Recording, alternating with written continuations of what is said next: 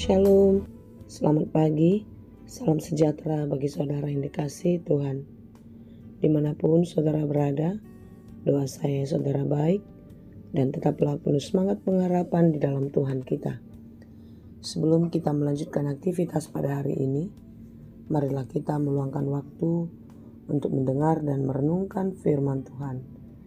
Biarlah Roh Kudus menerangi hati dan pikiran kita, sehingga firman Tuhan bekerja dengan leluasa menuntun dan mengajar kita untuk dapat melakukan hal-hal yang baik dan benar sesuai dengan kehendak Allah.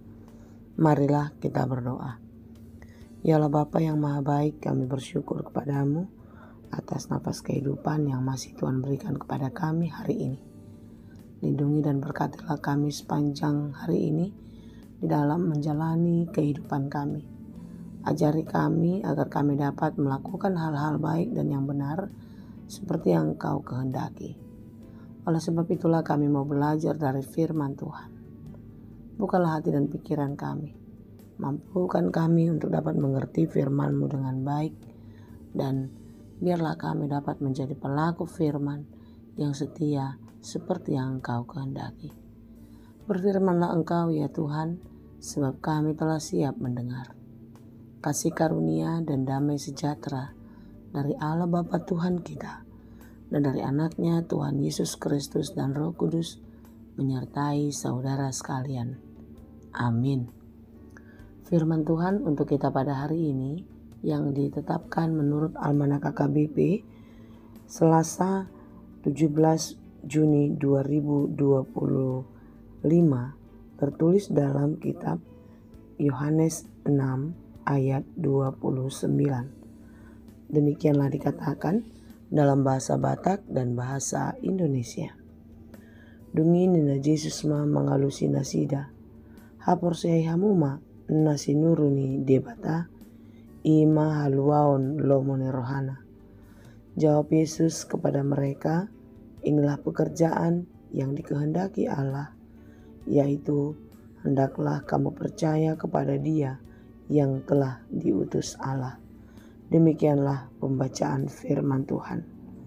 Saudara-saudara yang dikasihi Tuhan, percaya kepada Yesus tentu sangat mudah mengatakannya, dan mudah juga melakukannya ketika kita sedang bahagia, ketika berkat-berkat kita terima, yang kita harapkan tercapai, tentu kita percaya kepada Yesus.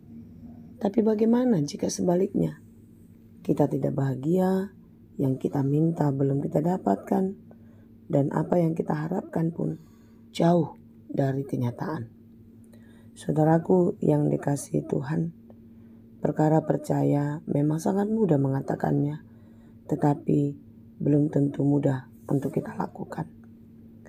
Yesus mengingatkan kepada orang banyak yang sedang berbicara kepadanya pada waktu itu, di mana orang banyak mencari-cari Yesus bukan karena mereka percaya, tetapi karena mereka telah merasakan, mereka telah menikmati apa yang diberikan kepada mereka. Saudaraku, bagaimana dengan kita? Apakah kita mencari Yesus, percaya kepada Yesus karena kita mengenalnya secara pribadi, atau karena ada sesuatu hal yang kita cari atau yang telah kita dapatkan? Renungan kita pada hari ini untuk mengingatkan kita bagaimana percaya dengan sesungguhnya. Dalam segala hal kehidupan kita, dalam segala hal peristiwa yang terjadi, kita harus percaya. Sebagaimana yang dikatakan di dalam buku Kidung Jemaat 438. Apapun juga menimpamu, Tuhan menjagamu. Naungan kasih-Nya pelindungmu, Tuhan menjagamu. Tuhan menjagamu waktu tenang atau tegang. Ia menjagamu. Tuhan menjagamu.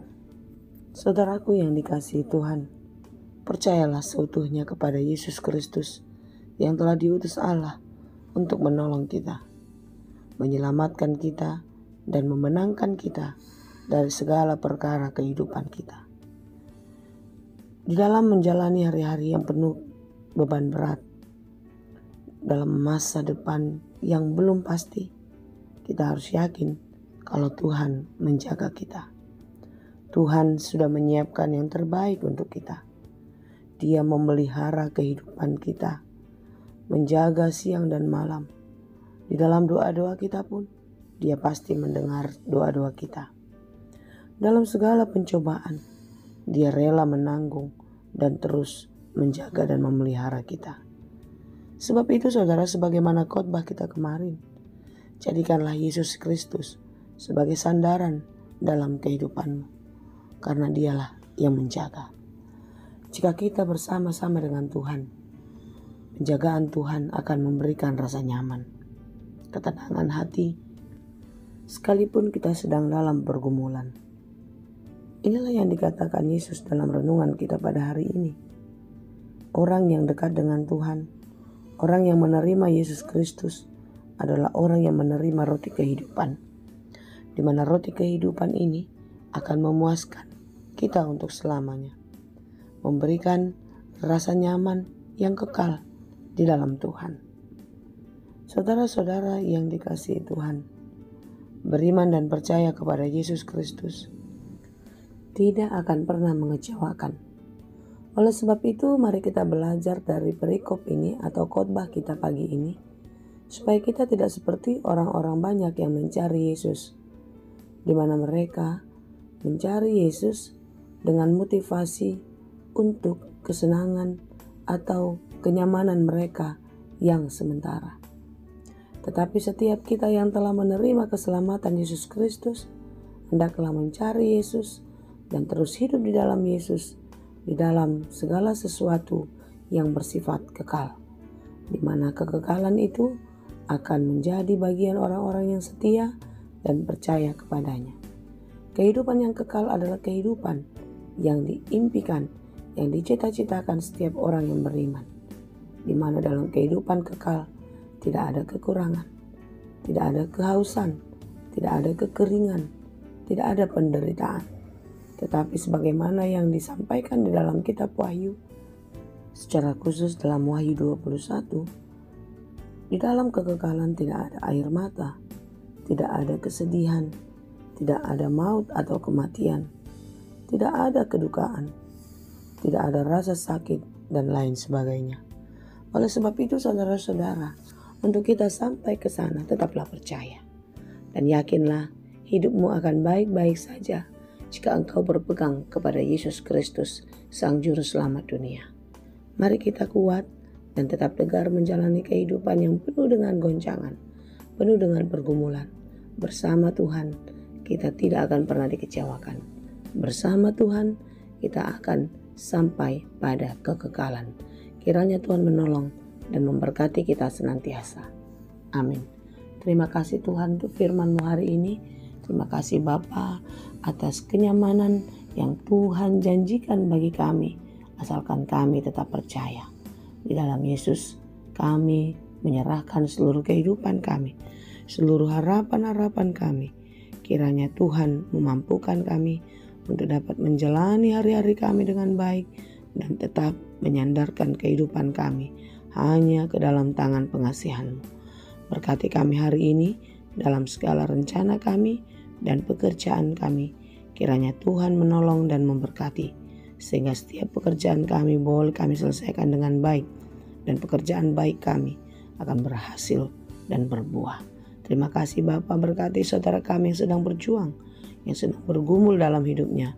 Berikan mereka kekuatan, berikanlah pengharapan yang teguh. Bagi mereka yang sedang berduka cita, kiranya Tuhan memberikan sukacita, memberikan penghiburan, memberikan damai sejahtera. Dan kami pun berdoa bagi saudara-saudara kami yang sedang sakit, yang terbaring tak berdaya di rumah sakit, dan juga mereka yang sedang menjalani proses pemulihan dimanapun mereka berada.